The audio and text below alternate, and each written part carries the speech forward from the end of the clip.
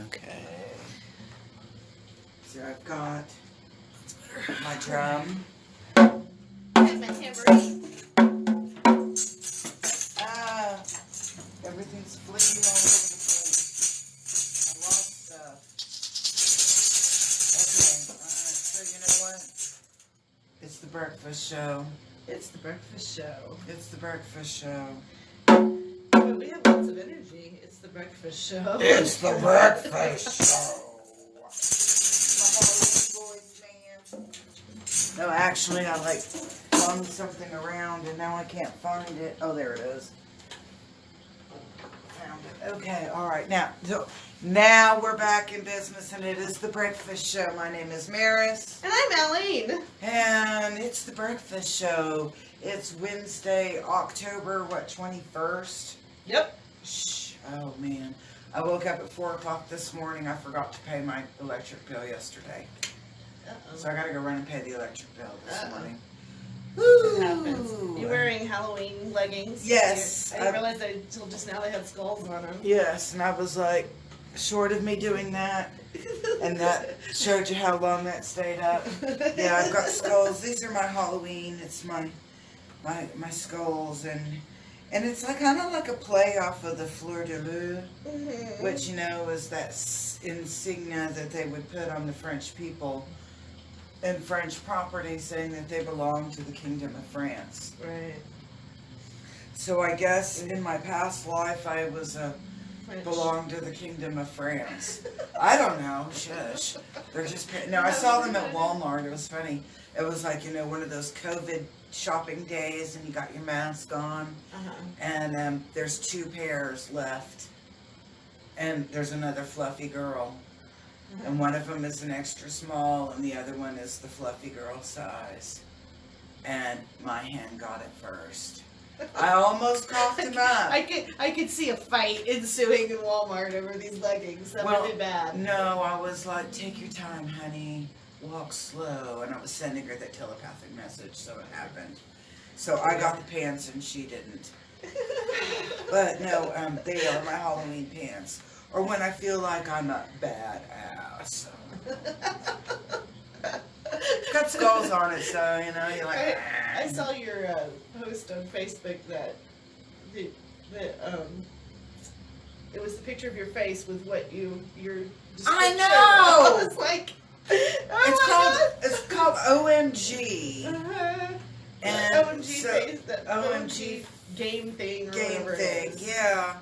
And it was like, so what, I don't even know, what does your something say about you? Yeah. So I'm kind of, I very rarely ever play those. Not never, but very rarely. And I put it on there and it said I was sarcastic AF. I went, check mark. You know, what was the other? Brutally truthful. Check mark. It was like, needs reassurance, and I'm like, what? So 4, I don't remember what the other ones were. That was our chime. We just walked in. Oh, how cool.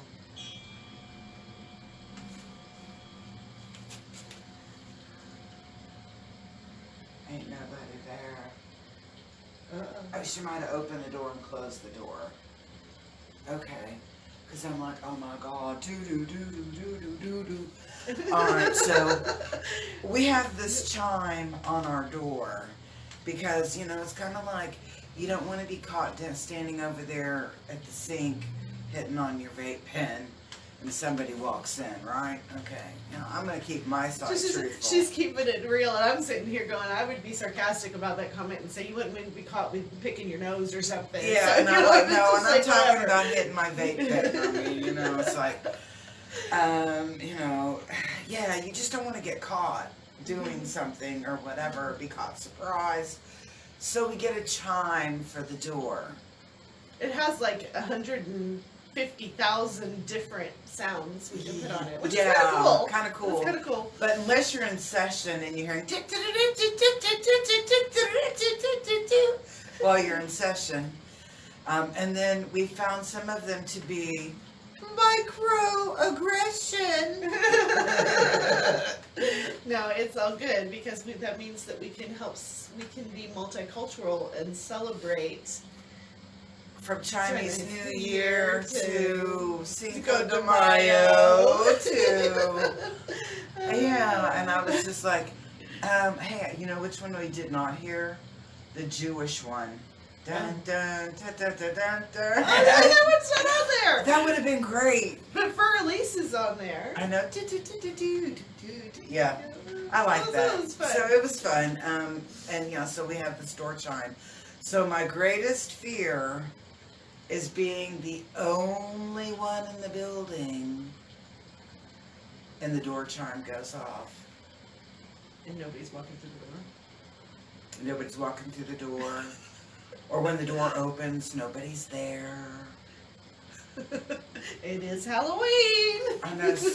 Do you know that thing is still going? Yeah, because I it has to swear. get around to 8 o'clock. So I have an atomic clock. It's And the battery's been dead, and so I put the new battery in it, and it sets itself. So it's like a I've satellite seen it clock go thing. through there 4 times Yeah, it keeps now. going around because now it's only 1:30, Okay. and so it has to get all the way up to 8. So it's going to keep going until it gets to 8 o'clock. Okay, alright, so now it's 2 o'clock. So now it's 2 o'clock. Yeah. So the hand just keeps going and going and Okay, going. but it's gone 4 times over the whole clock. Yeah. The whole clock, even the hour hand? Yes. Well, that's weird. I don't know. I have no idea. It's freaking me out. Okay, I don't need this stuff. It's stressing me out. Alright, No. Y'all move it. No, I'm okay. I'm just playing with you. I was playing Friday the 13th, Halloween, or whatever. No, but God. look, it just keeps going around and around. And around and around and around. And every backwards. time I look over there, So I'm I'm like, gonna set it's it right doing the here. same thing. And I'm like, no, I was messing with It's okay. I was playing a horror movie and she just doesn't play with me. Damn it. I guess that's what I get for just kind of starting it and doing it. It's all good. I was from the hip. It's all good. I fell into character so quickly. Hi. Rainbow. No. I went into the Halloween store yesterday Okay. over by the big Dollar Tree. Uh-huh. That place is freaky.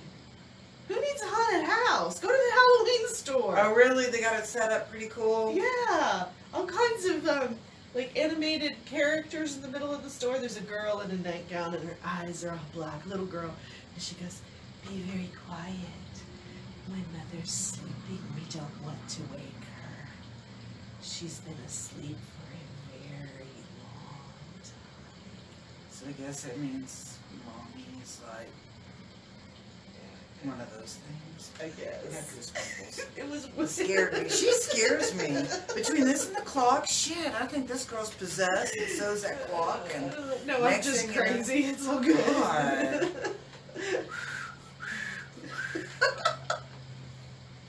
Good thing I know some good prayers for exorcism. Start saying them. The power of Christ compels you. The power of Christ compels you. Oh my The power of gosh. Christ compels you. Peace. Okay, so people are talking about social media and like, is it good or is it bad?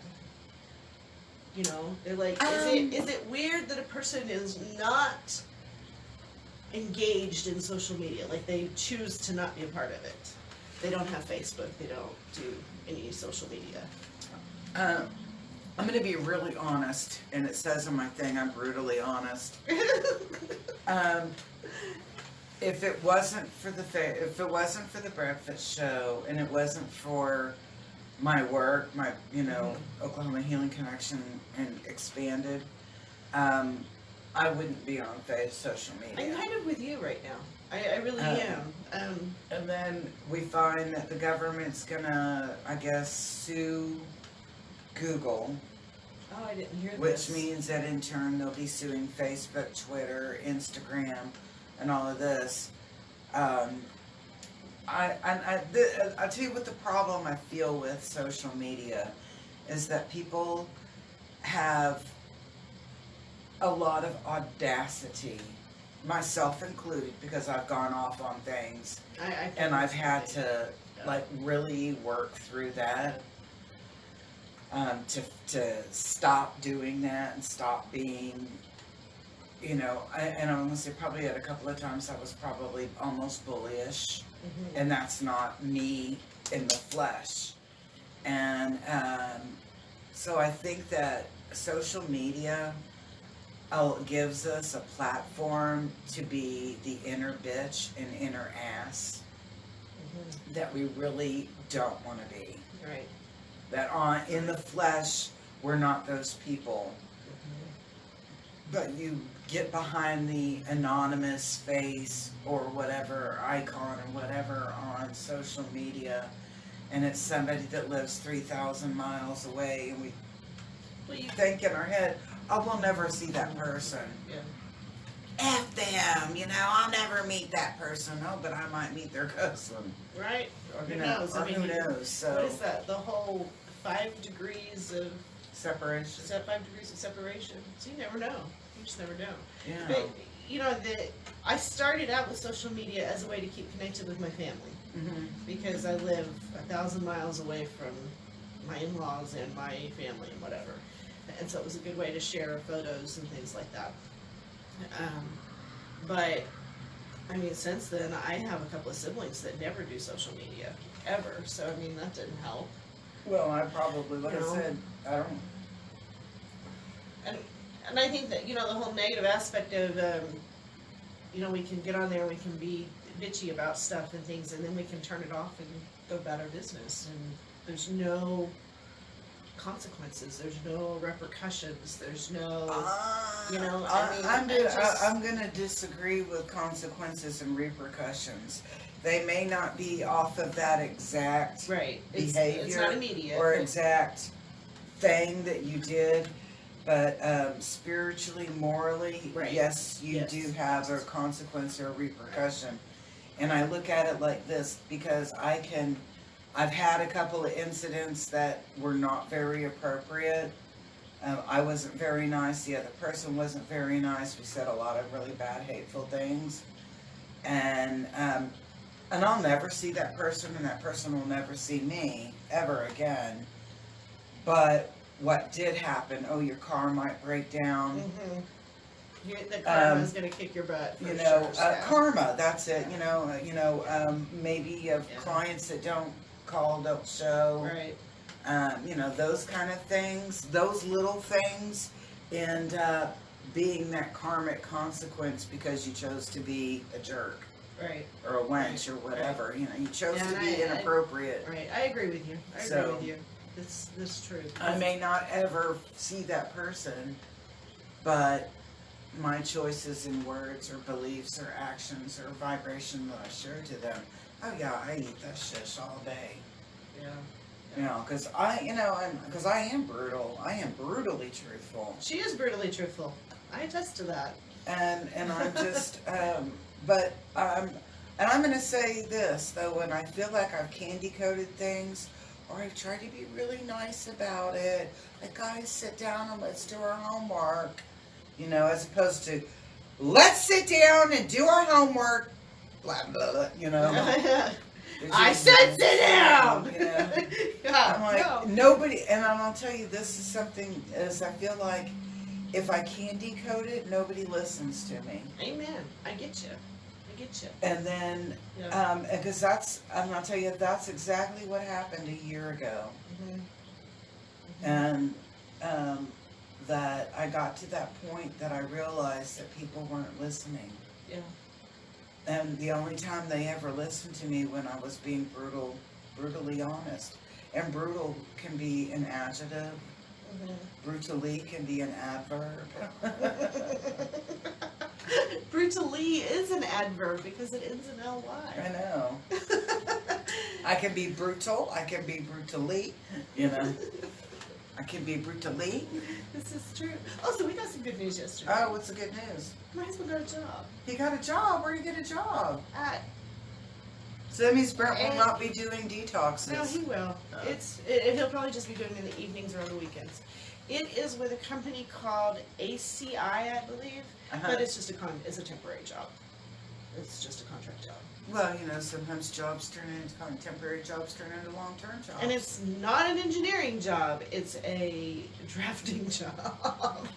So he's actually being it's a downgrade, but, you know. But they have an engineering department so it's just a foot in the door to that company. Sometimes that's all you need. Yeah, so it may work into something bigger. We'll see what happens.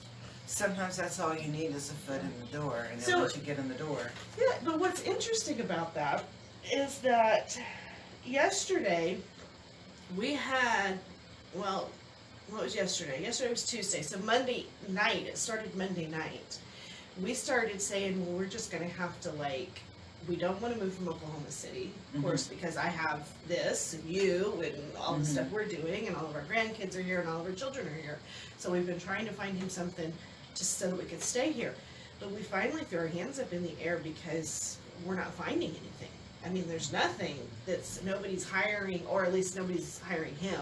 I mean, and even going outside the state, it was just slim pickings. I mean, he's done like 300 applications. Wow. Yeah. And so we finally threw our hands up in the air and said, well, okay, let's start looking internationally then. We're going to have to, like, so we actually, Monday night and yesterday morning, did this whole huge surrendering our lives to whatever happens, you know, making plans to sell everything off or whatever the hell we got to do. And then yesterday late afternoon, he calls me, he goes, guess what? I got a job. I was like, okay, I guess that's all we needed to do was throw our hands in the air and say, take me to Timbuktu, it's okay. We were actually looking at Costa Rica. Well, I'm over here. Oh, Costa Rica would be the place that I would go in Latin America. Yeah, Costa Rica was where we were looking. I'm over here laughing because, you know, over here you're telling the story about and international, and I'm like, she's going to end up in some village in some country of a name that I can't pronounce. And then when I call, it'll be like some relay phone. And the check answer in the phone will be like, I'll be delivering babies. Delivering babies in grass huts. And I'm like, squatting to eat my mosh. And she'll go, we have some fried grasshoppers. And I'm like, oh, holy cow. I don't know if I can do this. So thank God he got a job. God. And I'm like. But would you come visit me if we ended up in Costa Rica? Oh, heck yeah, I would. I'd go to Costa Rica any old day. It's beautiful. Actually, there's a really cool health spa in Costa Rica. And in this, and you check in for, so let's say you want to get all over body sculpting done. You check in for a month. And, you know, and it was like $10,000. And you get head to toe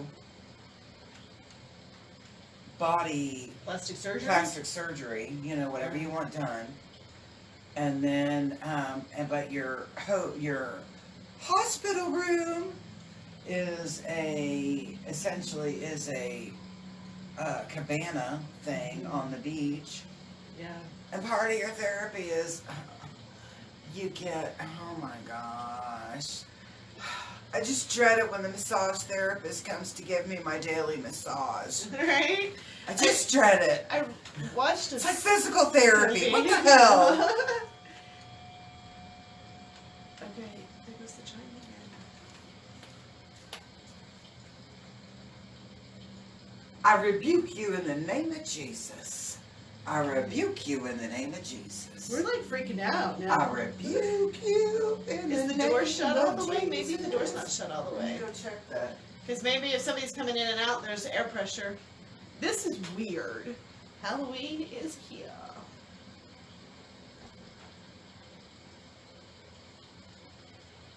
Dang it. What?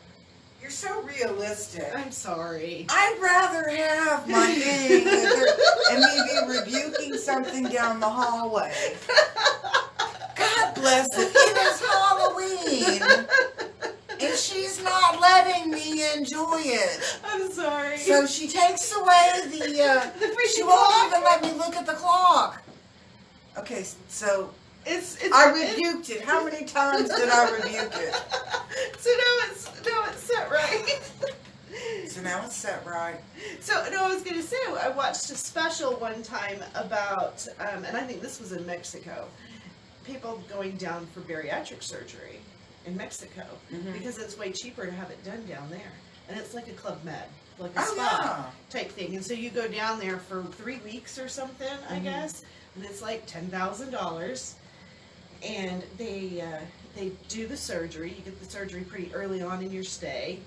And then when you're up and ready to go about, they take you on tours and it's like all over Tijuana and parties and all kinds of stuff. I'm like, well, so if I ever am gonna have bariatric surgery, I think I'll just go to Mexico. Well, actually, I had a friend that she went to Tijuana, had the surgery done in Tijuana.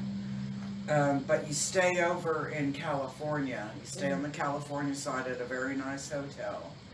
And so you go in and you go get your pre-lab the day before.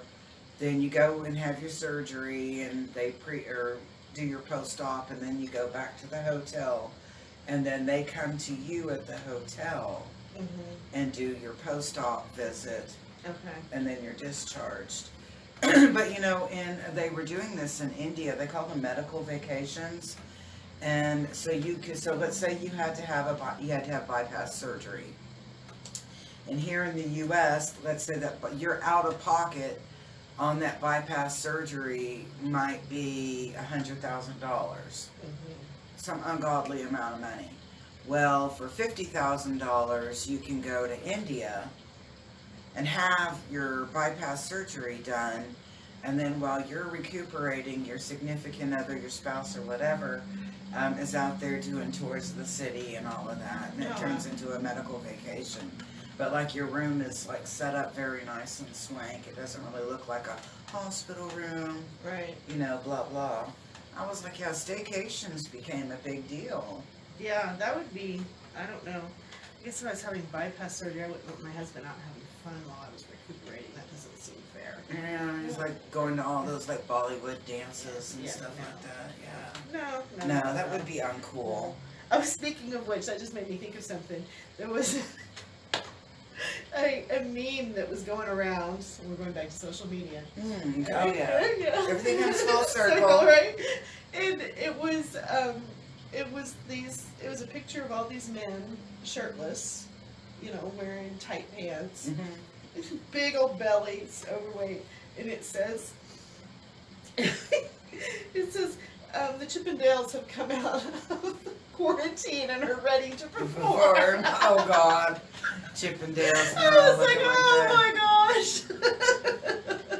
How much weight did you gain during the quarantine? Are we over this yet? I know, that's where I'm at. I'm just done talking about it. I'm done dealing. Yeah. I'm done. It's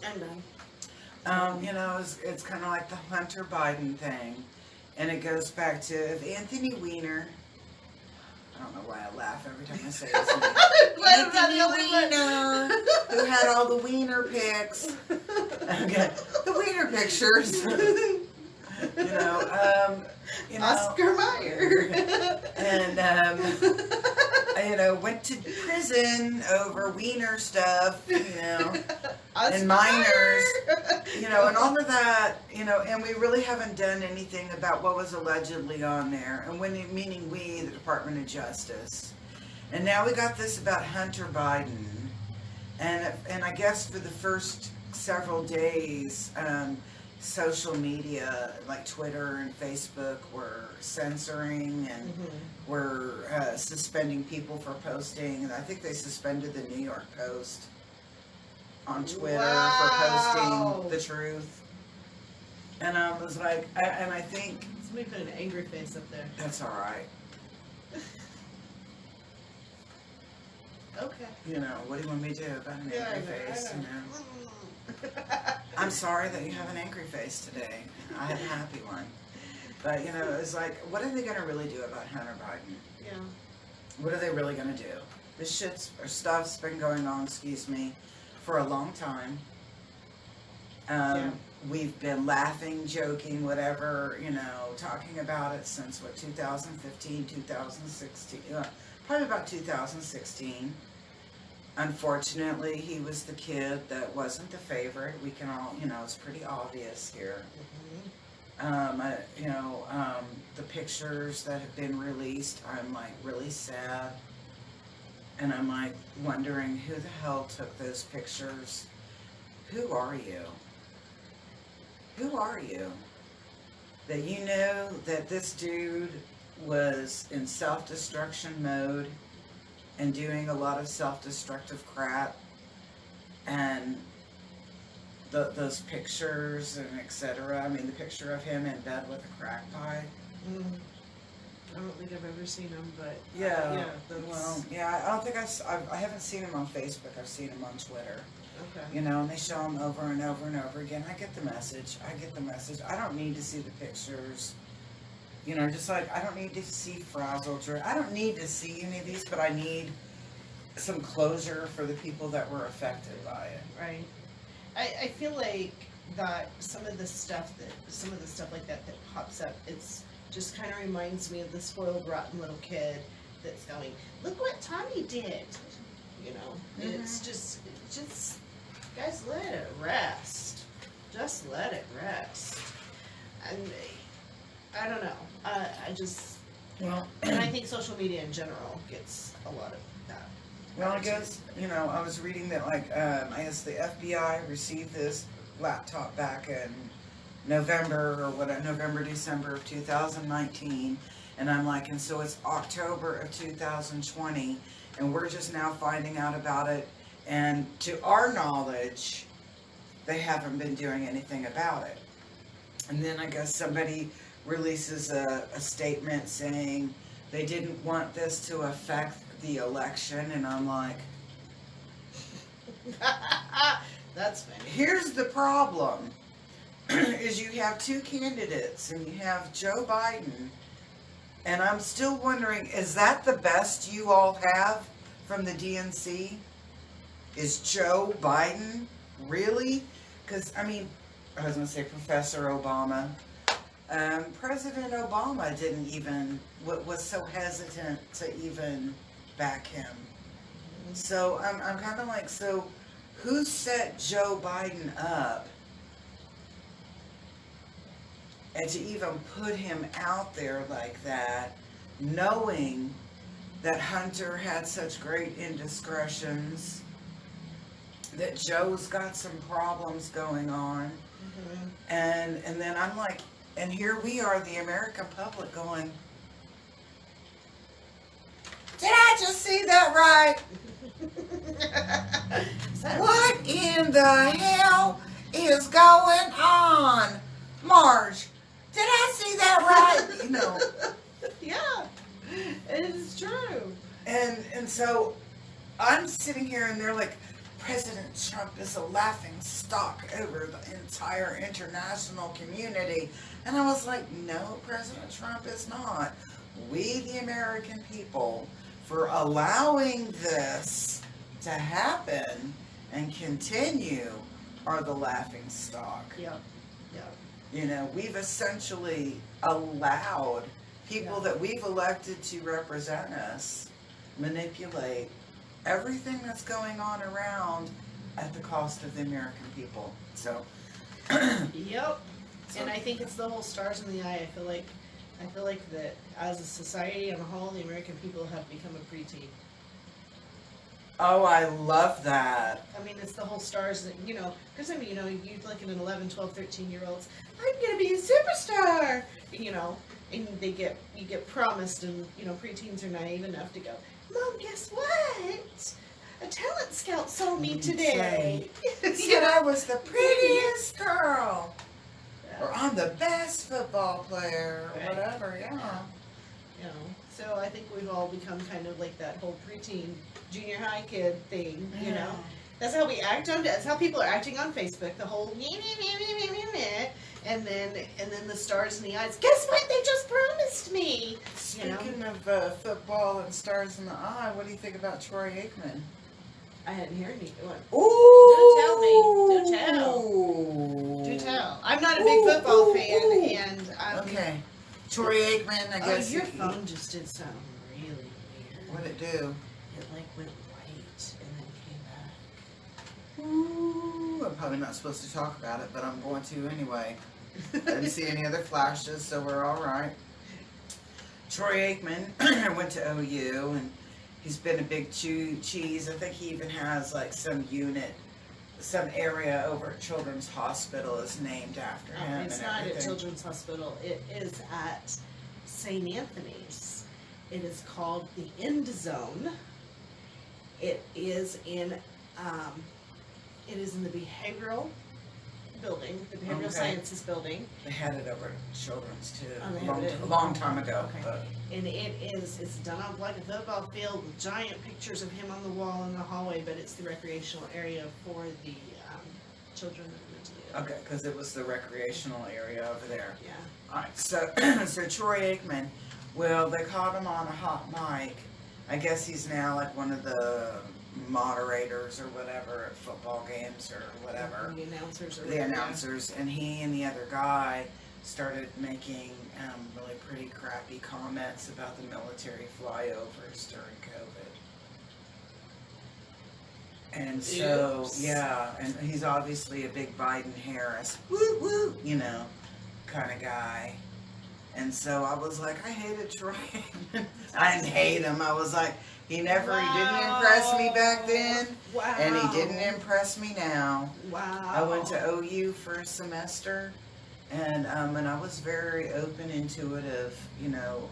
I could see a lot of going on, and I'll tell you, I felt like there was sex trafficking going on at OU then, especially for the teams. Taking it for the team. And I kept wondering why we were eating mystery meat and the football players were getting like real food when I went to school there. And I didn't live in the port. I don't know. I lived in the good towers, okay? I went to the, I paid good money. My parents paid good money. But no, I didn't last the semester there. I came home at Thanksgiving. I couldn't handle it. It was very weird. The vibration there was very weird, and I did not like it. When I'm driving for Uber and I get stuck in Norman, and that's what I call it, stuck in Norman, I hate driving down there. I really do. I'm mostly picking up college students and dropping off college students, and it's just... I can't figure my way around there. I can't either. I get lost. When I finally get tired of driving in Norman, I'll turn off my app so that I can get out of there, and I can't figure out how to get out of there. I get totally lost in Norman. Yeah, I used to work at a nursing facility in Norman that's no longer there. Yeah. And that nursing facility, I kid you not, my friend Matthew, that I do Sunday morning Reiki with, he's my rock star. Matthew and I worked there, and I'm telling you, that place was haunted. Yeah, I believe it. It was haunted. Have you ever been in an abandoned hospital? Oh my goodness.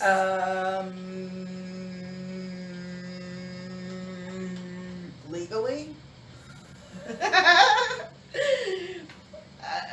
Illegally, huh? Illegally. Yeah, Back in my younger years. Yeah. So we lived in Arlington, Texas, and there was a hospital just literally right around the corner from our house. I could ride a bicycle to it. It was that close. Well, it shut down. Well, they did a huge auction at this hospital, and it was open to the public. So everything in this hospital was for sale. Everything. And I went to it, and you got to walk. They walked you all through the hospital, the emergency department and stuff. Most of the stuff they had brought downstairs, but there was areas. It was the freakiest thing. And for somebody like us, the empaths, I remember walking through the nursery and just... The energy? The energy was just overwhelming, so that was kind of a freaky experience. I worked at Southwest Medical Center back in the 90s and the early 2000s, and we were remodeling the emergency room. And so they, knocked down a bunch of walls and put up new walls and all this stuff. And in the remodeling area, remodeled part that was partially ready to go, and we were utilizing this area to see emergency room patients. There was a hallway, and it's where they have rooms 18, 19, 20, 21, in that little area over there. And then we had a different area that we used. We had another hallway, and we went down that hallway, and that was kind of like where the trauma bay was during that time. So I would have my linens and different supplies for the carts and stuff, and I'd have them on these carts. And I would go into a room, and we got these really new, cool little cabinet things that had like rolling doors, and you would lock them.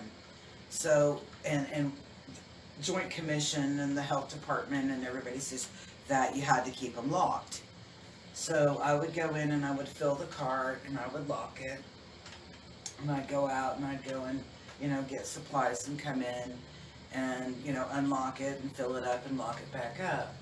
Well, one night I'm working, and so I have everything locked in this room, and I come back in and everything's unlocked and open. And I'm like, well, that was kind of weird. I'm the only one on the hall.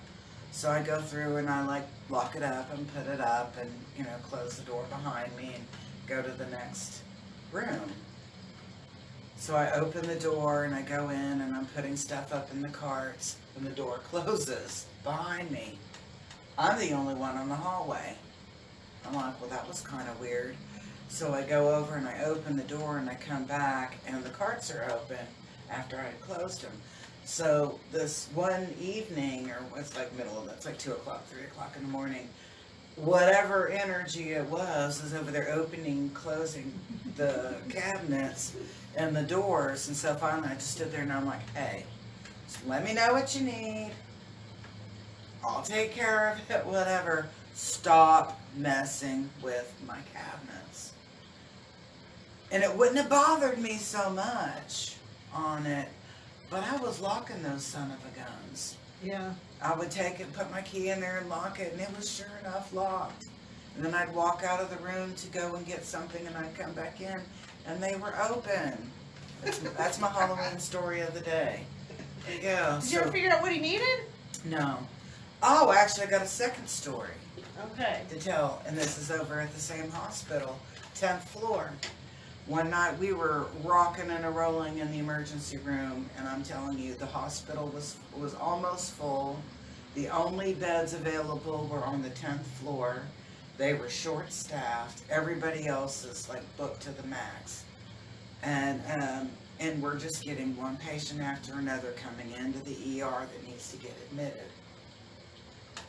So we're taking patients up there all night long, non-stop, literally non-stop, and come back down, shift ends, nobody says a word or anything. So the next night, we're over there and taking a smoke break. Yeah, we were like hospital workers smoking, right? And there's a patient out there from the 10th floor. And and they're what we would call a frequent flyer. They had a chronic illness, so they were in the hospital a lot, and they smoked cigarettes, right? And you're like, God. Mm-hmm. So they're down there smoking, and they're like, man, it was really busy there last night. And I'm like, yeah, it sure was.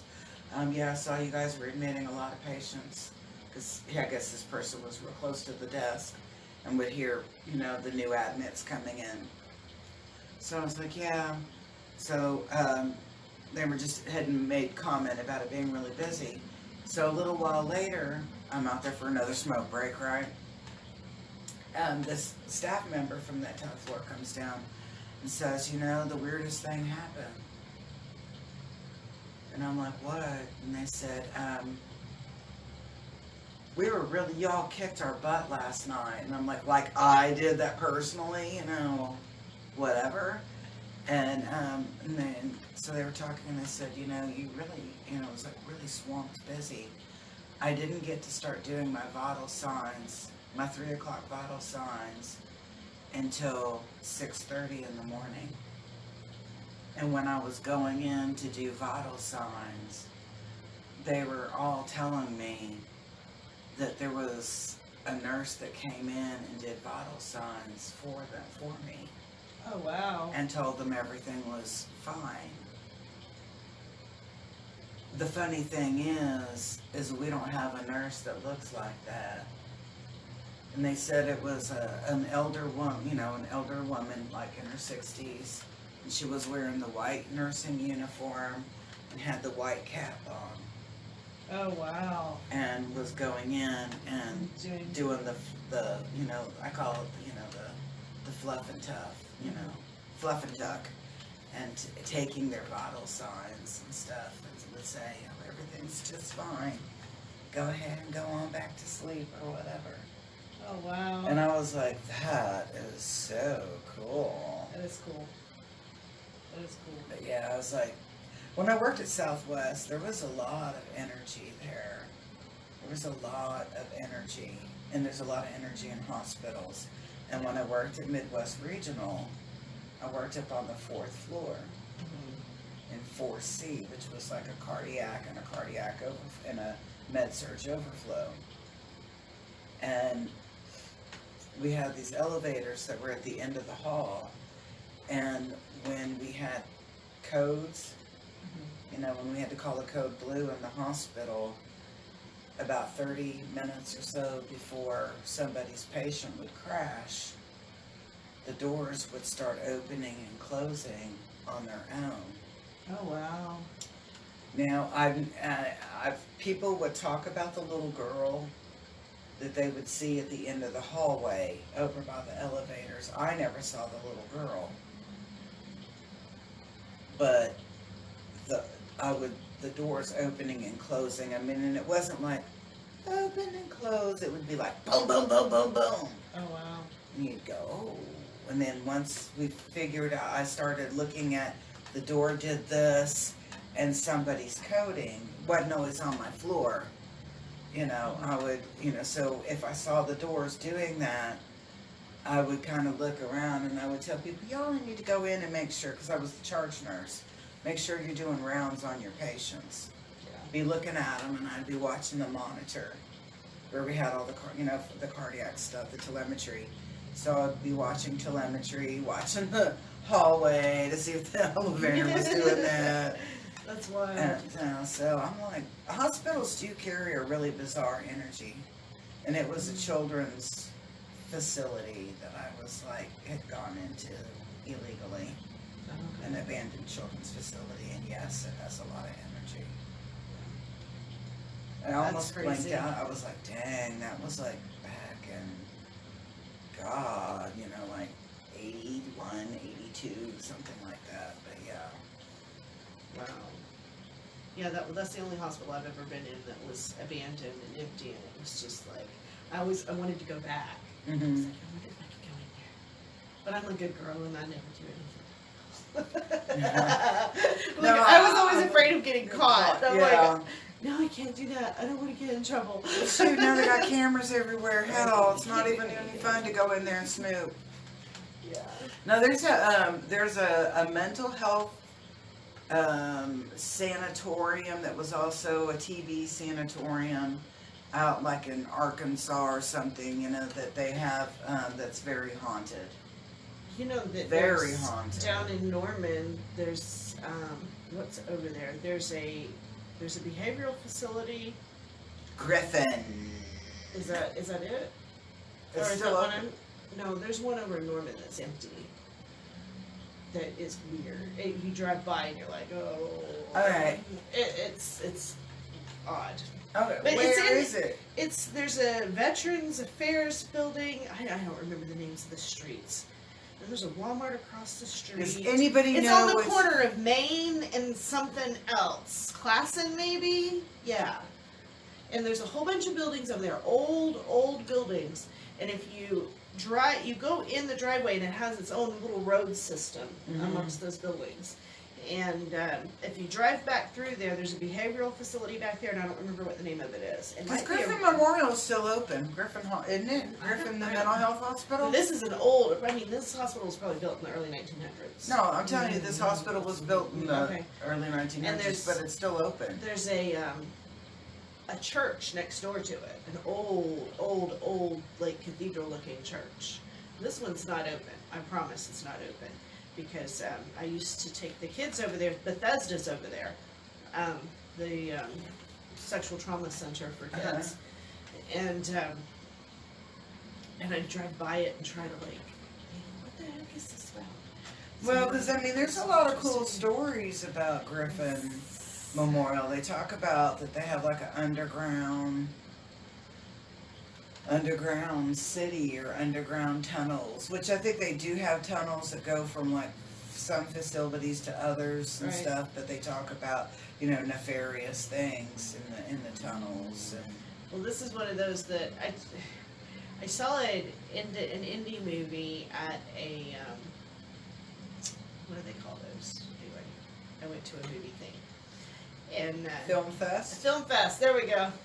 And I think there was a movie, and I think it was filmed in this hospital.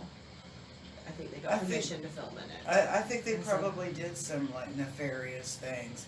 I mean, mental health, you know, mental health went kind of unrestricted for a long time, and it was the movie One Flew Over the Cuckoo's Nest Yeah. that actually opened up people's eyes to what they were doing. My husband used to call me Nurse Ratchet. You know, and I'm like, I wasn't that kind of psych. I was the cool psych nurse. I was the psych nurse that they like, yeah. Yeah. They would, yeah. I remember my first couple of weeks. They would tell me, "You're gonna get killed here. They're gonna kill you. You'll never make it.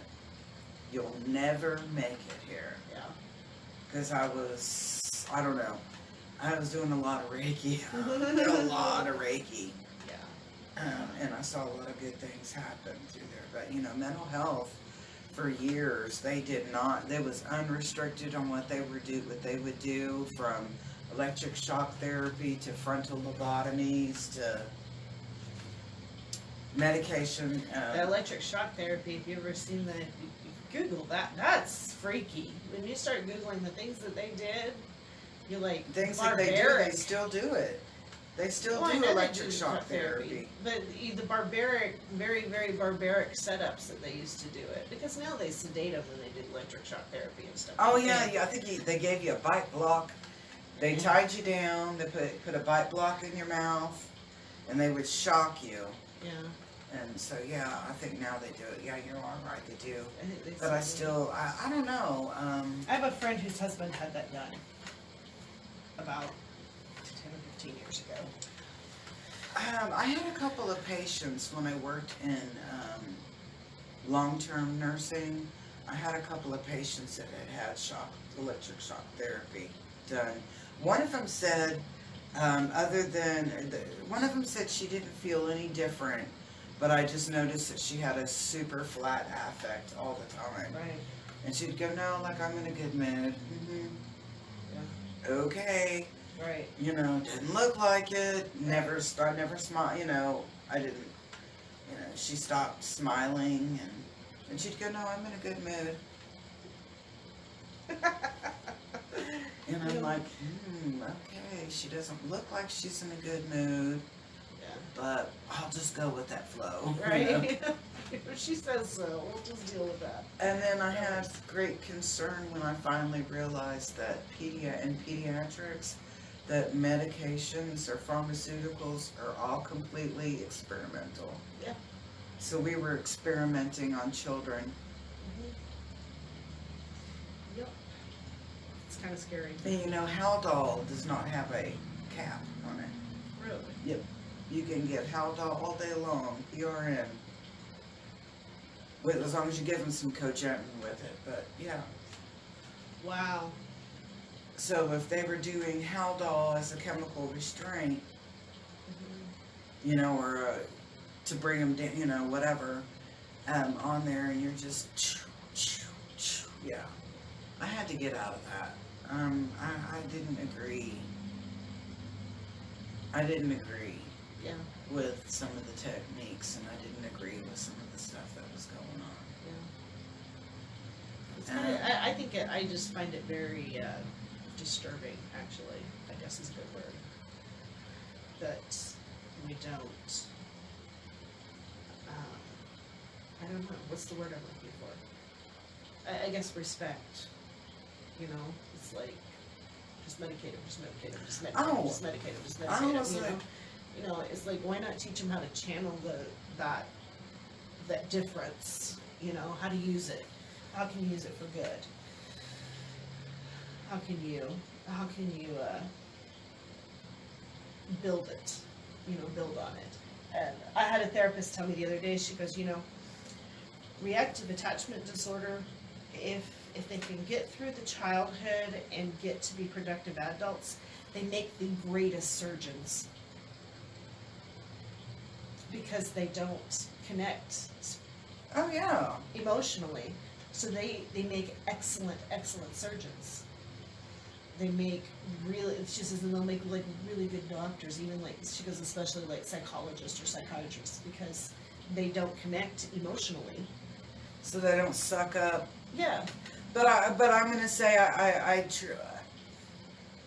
reactive attachment disorder, I think people that experience that and are exacerbating, you know, actually experiencing that, they suck the life out of other people, though. Yeah, they do. Somebody commented, somebody said something else to me one time recently, that a reactive attachment relationship is an abuse that you can never get away from.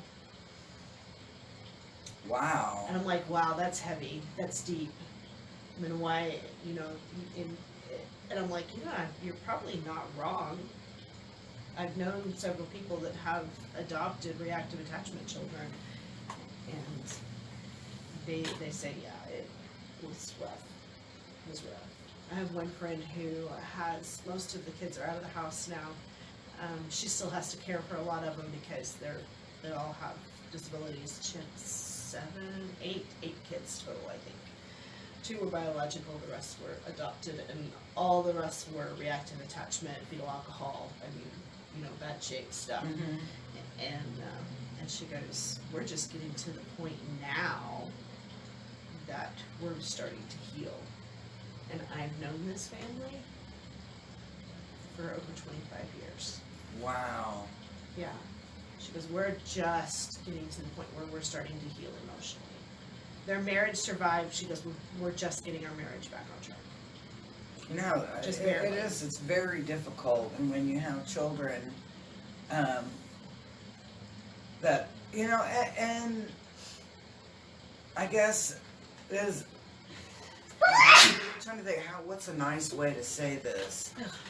Excuse me. All right, so if you have a child, and you've had that child since birth, that you gave birth to it, and that child has reactive attachment disorder, you played a role into that. Right. You know, so there's going to be this sense of guilt, maybe not, I don't know. Maybe not, because maybe the parent is mentally ill and had, you know, I mean, And you got, if you're talking about a child that's got a reactive attachment disorder, that its natural born mother has control, that child's always been with that mother. Maybe that mother went through postpartum depression. Maybe the mother has reactive attachment disorder. She doesn't know how to attach. Exactly. You know, I mean, so I could see that. So yeah, definitely, the parent has a role. The natural born parent has a role to play. But they also have a role to play in the healing part of it. Right. They need, you know, reaching out and embracing the that concept that you can feel better, do better, and heal in through that. I think that's so important. They focus so much on that child that I don't think that we focus enough on the parent. Agreed. As well. Agreed.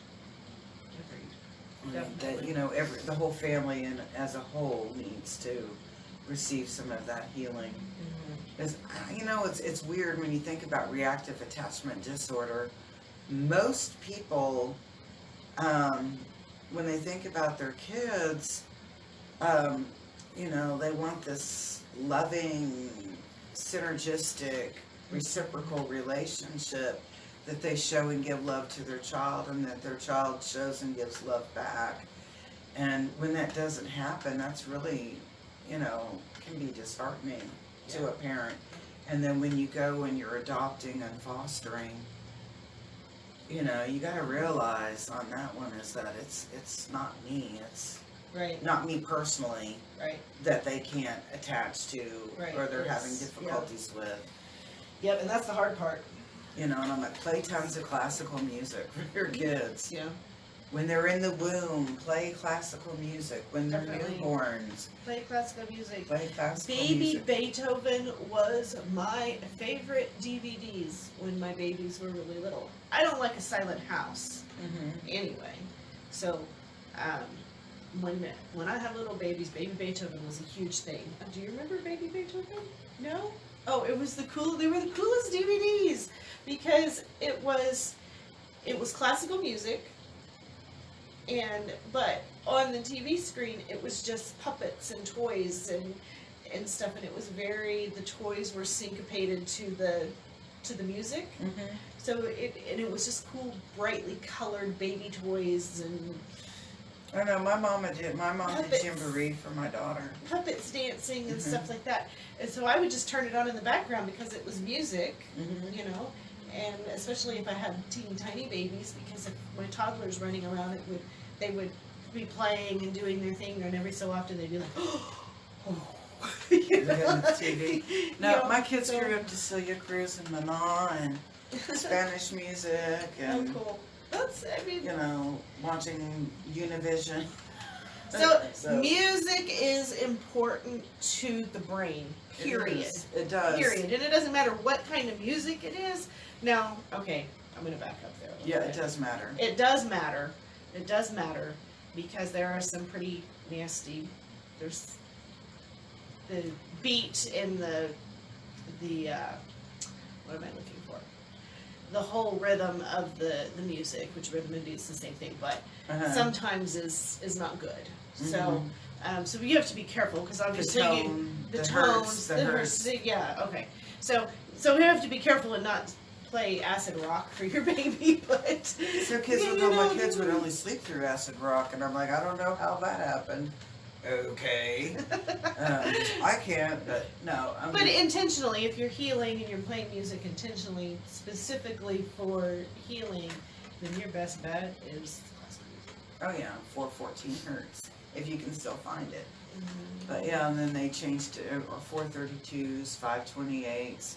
Then they changed it to the 444 or something, and it's kind of like distorted, and so it's not good on the cellular level.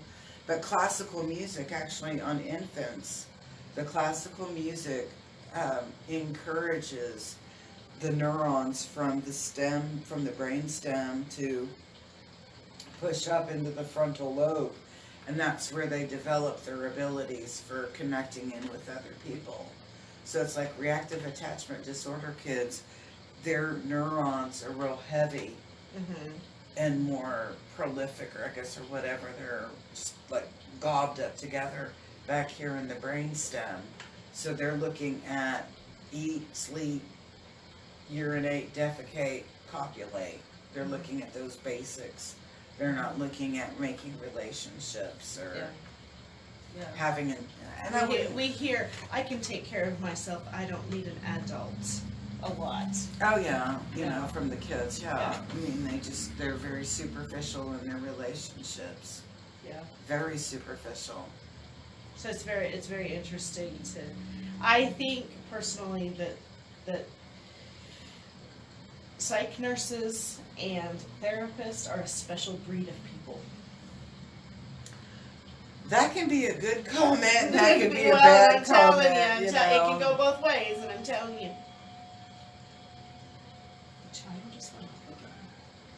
Hello? Yes, y'all need water today? Oh, it's our water guy. He loves coming in when we're doing videos. I was like, no, I was like, no. Yeah, we're good. Do you come every week? Every 2 weeks? Has it been 2 weeks since I last saw you? Yeah, I think it has been. Really? Came last Every weekend. Tuesday. Well, not every Tuesday, every other Tuesday.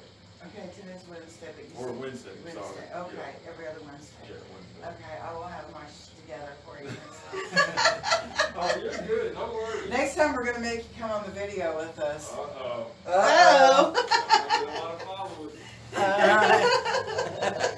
And he wears a mask. No, so We're non-compliant so- with mask wearing, so. we are. But I mean, we've had some good therapists, and we've had some bad therapists, and we've had some. Why are you a therapist? You know. But for the most part, I think seriously that the psychotherapists and psych nurses are just a very special breed. I have to agree, and I think it takes a special person to do that job, because you're talking about the psyche, and the psyche just isn't mental and emotional, it's also very spiritual. Yeah. And one of the things that I felt when, in hindsight, being a psych nurse for a couple of years, was that I felt that for children it was a lot more spiritual, and that they were a lot of victims of spiritual warfare, as opposed to that child truly having Right. bipolar or Right, whatever. right, You know, right. some kids were, ooh. Yeah. There was one little boy that a 10-year-old that broke his teacher's arm.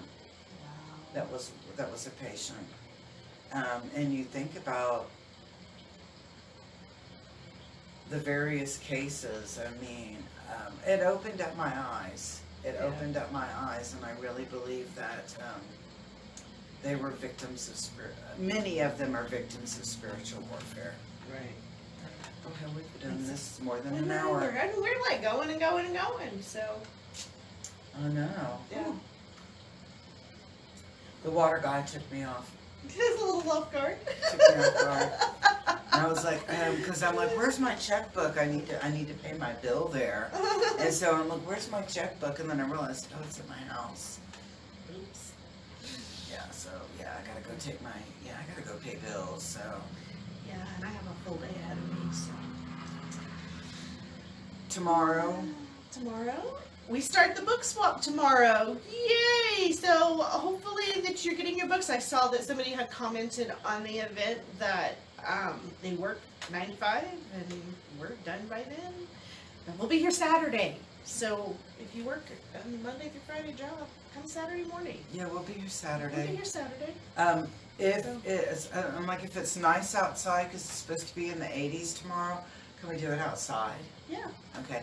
And then it's supposed to be cold on Friday. So if it's cold on Friday, We'll do it inside. we'll do it inside. Probably over in 107, maybe. Maybe. Or we In could that do it new in room, here. in I the don't have any classroom? clients on Friday. We could do it in my room. I have clients. Okay, we don't want to do that then. Yeah. Because it'd be too noisy. And so it'll probably be over in 107 in the classroom. There we go. And That's perfect. that's where I was That'd be thinking was in the perfect. Yeah. classroom. Yeah. And so that way you can check out the classroom. Notice the classroom. And then Saturday we're here like 10 to 2 or something like that. yeah. So come out and visit us at the book swap. Come see the new offices. Come check out the classroom. Come pick up a book. Come pick up a book. Do Leave a a box book, book. Leave a whatever. book. Keep a book. Whatever. Whatever. So, but we hope to see you this weekend. So peace, love, and harmony, everybody. And I need to add, if you don't have a book to swap, we will take monetary donations in lieu of a book swap. So, Very But cool. nothing's priced, so we're not selling, we're swapping. Mhm. The donations are always accepted. That's right. So peace, love, and harmony. And see you Tomorrow. Tomorrow, Ah. but back on this show next week. Something like that, right? That's right. Peace.